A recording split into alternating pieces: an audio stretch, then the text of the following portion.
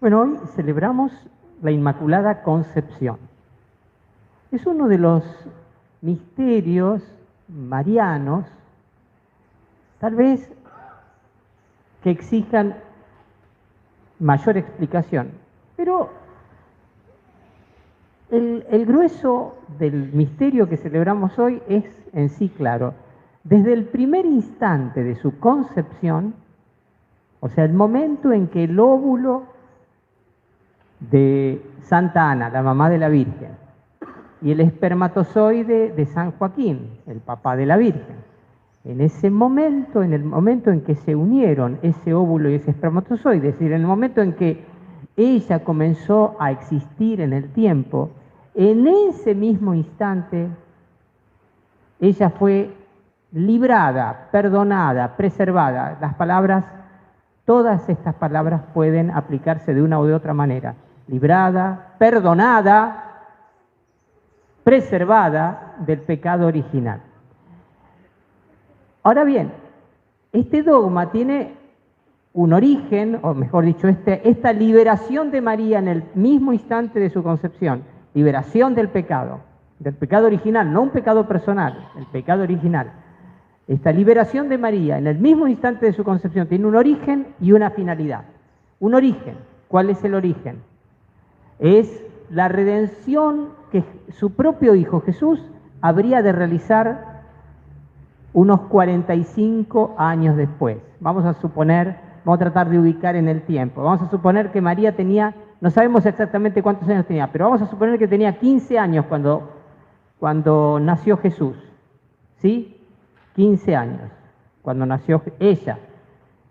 Jesús tenía, vamos a poner 33 años cuando murió. 15 y 33. Bien. Esa fecha, 15 años antes de Cristo, la redención que Jesús habría de realizar, vamos a ponerle la fecha Pascua, según los historiadores, no fue en el año 33, fue en el año 29 o 30. 29 o 30, ¿sí? Porque hay un pequeño problema de en qué momento fue el censo de Quirino, que lo decimos en Navidad, etcétera. Pero digamos, vamos a suponer que entre el año 30, ¿sí?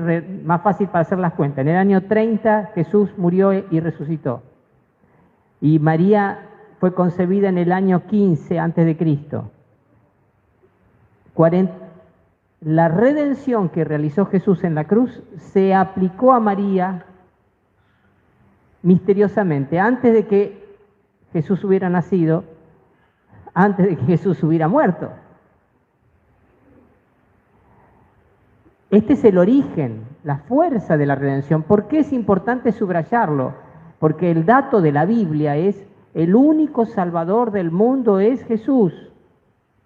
No hay otro nombre dado a los hombres en el cual seamos salvos.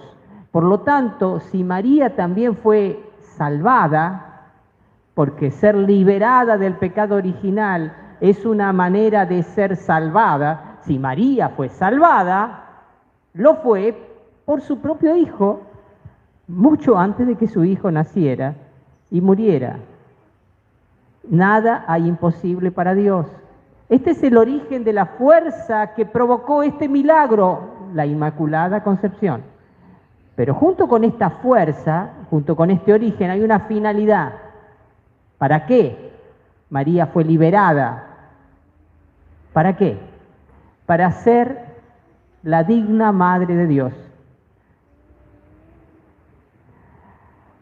María no tuvo ningún contacto con el pecado, ni siquiera con el pecado original. Para hacer algo así, vamos a suponer esta imagen. Uno quiere colocar en un jarrón, el líquido más valioso que pueda existir, en un jarrón, en una vasija. ¿Uno qué hace? La lava bien, se fija si está en buen estado. ¿De acuerdo? Si nosotros vamos a colocar en una vasija algo muy valioso, vamos a preocuparnos de que esa vasija sea digna de aquello tan valioso que vamos a colocar. Pues bien, Dios se preparó a través de este misterio de la Inmaculada Concepción. Dios se preparó esa vasija. María es el vaso elegido y preparado por Dios para ser el lugar en donde el Hijo de Dios, que es Dios como el Padre, viniera a la tierra para salvarnos. Así que tenemos, el misterio es, en el momento en que nació, se le aplicaron los méritos de la muerte de Cristo que habrían de ocurrir 45 años después, o un poco más de 45 años después. Ese es el origen y la finalidad para ser un digno receptáculo para el don de la maternidad divina que ella iba a recibir. Ahora bien, ¿de qué fue liberada María milagrosamente en el momento de su concepción? ¿De un pecado personal?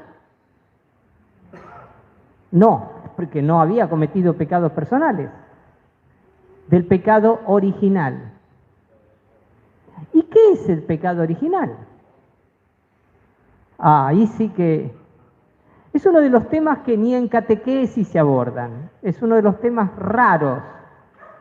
Claro, y además, hasta en cierto sentido, es uno de los temas que a nosotros, por nuestra forma de pensar, por nuestra mentalidad, nos suenan un poco violentos.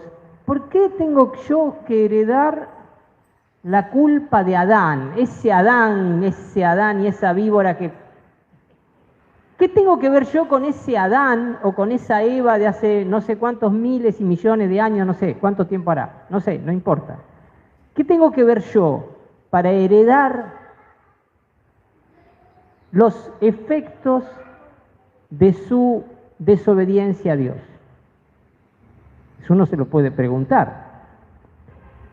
Voy a comentar esto, simplemente porque Adán ¿fue creado en gracia de Dios?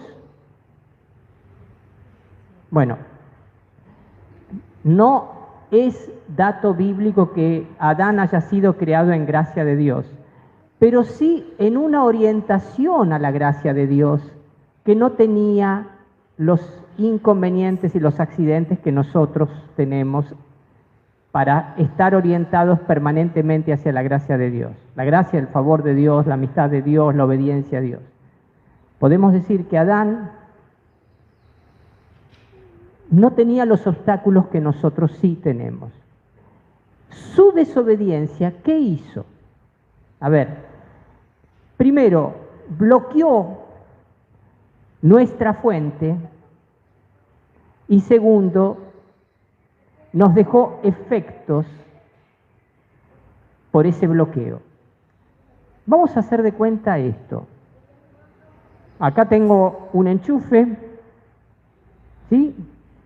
Y está el enchufe, está un cablecito, está un router ahí. ¿Me siguen? Si yo desenchufo ese adaptador, ¿qué va a pasar? Se va a cortar la fuente, se corta la fuente de la energía que nutre a ese router. Por decir, el router, podríamos decir del ventilador o de cualquier cosa. Cuando se corta la fuente de energía, ¿qué pasa? Se apaga. Vos desenchufás el televisor y ¿qué pasa? Se apaga. De alguna manera, ¿qué es lo que hizo Adán? Nos desenchufó de nuestra fuente. Esta es la primera imagen que me viene. ¿Qué es el pecado original? Es nacer desenchufados. A ver, nacer desenchufados de nuestra fuente, pero a ver, vamos a aclarar un poquito. Tenemos que tener en cuenta cuáles son las dimensiones de nuestra vida. Tenemos, todos los seres humanos, 3 dimensiones, algunos dicen 4, pero vamos a suponer 3, que así por una cuestión pedagógica voy a decir 3 dimensiones. Tenemos una vida biológica, ¿El pecado nos desenchufó de nuestra fuente biológica? No. Nuestra vida biológica, nuestro corazón, las funciones de todos nuestros órganos y sistemas funcionan estando en gracia de Dios o en pecado. O sea, lo que hizo Adán fue desenchufarnos de nuestra fuente biológica. No, nuestra fuente biológica tiene una cierta autonomía del misterio de Dios. ¿Por qué? Por voluntad de Dios. En esto somos iguales que los animalitos. Los animalitos son como nosotros somos animalitos, ¿sabían ustedes? Animalitos que pensamos, no somos animalitos y nada más. Pero somos animalitos. Mirá al que tenés al lado y decís, qué lindo animalito que sos. Decíselo porque sos un lindo animalito.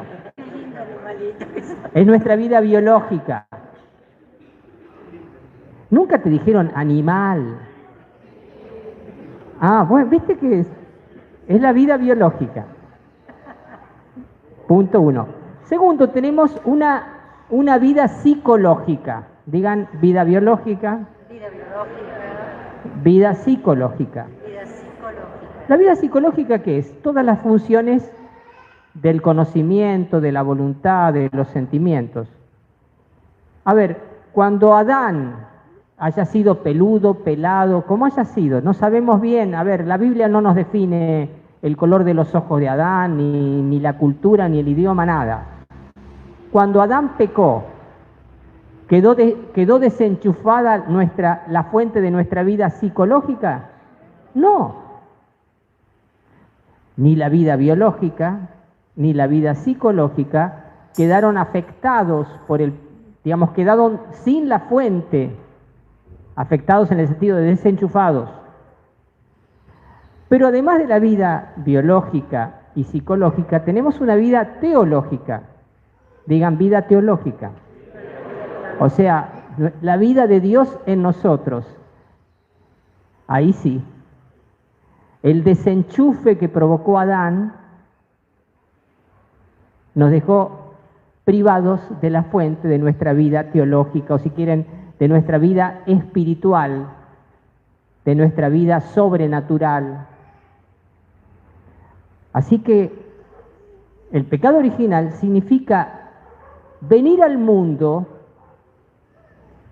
con una vida biológica, con una vida psicológica, pero llamados a una vida espiritual, a una vida teologal, a una vida sobrenatural, pero privados de la fuente.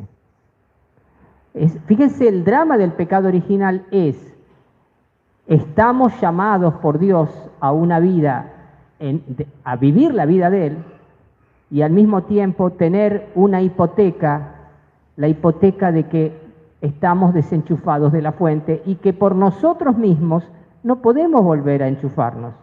No tenemos las herramientas para volver a enchufarnos por nosotros mismos. Ahora bien, esto es el pecado original. Es nacer con una vida biológica normal, con una vida psicológica normal, pero privados de nuestra vida teológica, nuestra vida en Dios. Ahora, esto es el pecado en sí. ¿Qué consecuencias tiene? Bueno, me venía en esta imagen también, ¿qué son las consecuencias del pecado original? Vamos a imaginarnos un péndulo. ¿Saben lo que es un péndulo? Es un péndulo.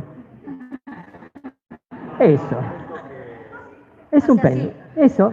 Tiene un hilito, abajo tiene como una bolita. Y después, más allá de que algunos dicen, ay, acá hay energía, tomen el objeto sin darle ningún valor mágico, ni espiritual, ni nada. Un péndulo. Yo puedo hacer un péndulo acá. ¿Qué pasa con el péndulo? Cuando el péndulo lo que sostiene el péndulo está quieto, sostenido, agarrado, equilibrado, el péndulo está en un perfecto equilibrio. El hilito baja en forma vertical hacia el suelo y la bolita o el peso que está allí abajo no se mueven. ¿Qué pasa si yo sacudo el péndulo?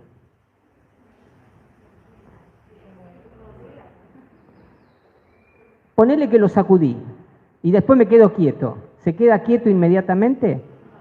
No, hay una inercia. Una inercia. Bueno, el pecado original, además de ser el desenchufe, es la inercia que provocó en nosotros el desenchufe. ¿Cómo podríamos representar esa inercia? Y esa inercia es todos los desórdenes que se dan en nuestra vida, sobre todo en nuestra vida psicológica. Todas las heridas que se dan en nuestra vida psicológica. ¿Cuántas? No sé. A veces no entendemos, a veces nos enganchamos mal, a veces ciertas pasiones provocan en nosotros adicciones, obsesiones. Todos, fíjense, la inercia del pecado original no se da tanto en el ámbito teológico, porque el ámbito teológico está cortado. ¿Dónde se da? En la parte superior del hombre, o sea, en la parte psicológica. Y ahí vienen todos los problemas psicológicos que tiene la gente. ¿Hay algún psicólogo acá? ¿Ninguno, che? ¿Alguna psicóloga? Digo, porque ahora... Empiecen a nombrar las enfermedades mentales. No hablo de las locuras, hablo de todos los desórdenes que hay en la gente, en obsesiones, depresión, broncas, ansiedad, tristezas, ansiedades, miedos. Bueno, todo eso, ¿qué es? Son los remesones. Son los remesones. Esto es un remesón del pecado original. Son los remesones. ¿Viste cuando hay un terremoto que quedan, viste, repliques, remesones? Bueno, el pecado original fundamentalmente es el desenchufe. Ahí está el pecado. Quedaste privado de tu fuente. ¿Pero eso qué? ¿Te dejó igual? No, te dejó sacudido. Sacudido por las olas del mar. ¿Y esto tiene remedio? Y sí, tiene remedio, por supuesto. El mismo remedio que obró en María, preservándola del pecado original, el mismo remedio, la misma fuerza de salvación y sanación que obró en María, preservándola del pecado original, también obra en nosotros, sanándonos de las consecuencias del pecado. Y termino con esto, que va a ser el punto de partida de una pequeña oración de sanación que vamos a hacer después de la comunión. La oración después de la comunión de hoy dice, ustedes saben, la oración después de la comunión es, después de que guardamos silencio o cantamos después de la comunión, oremos, el sacerdote se pone de pie y dice esta oración. Hoy, Señor Dios nuestro, que el sacramento recibido repare, digan repare en nosotros las consecuencias de aquella culpa de la que preservaste, digan preservaste. En nosotros repare, en María preservaste, de la que preservaste a la Virgen María en su concepción inmaculada. Fíjense que no dice repare el pecado, sino dice repare las consecuencias, porque el pecado original nos fue perdonado en el bautismo, pero las consecuencias no son perdonadas en el bautismo, son sanadas a lo largo de la vida por la gracia y por los sacramentos y por nuestra colaboración personal con la gracia de Dios. Amén.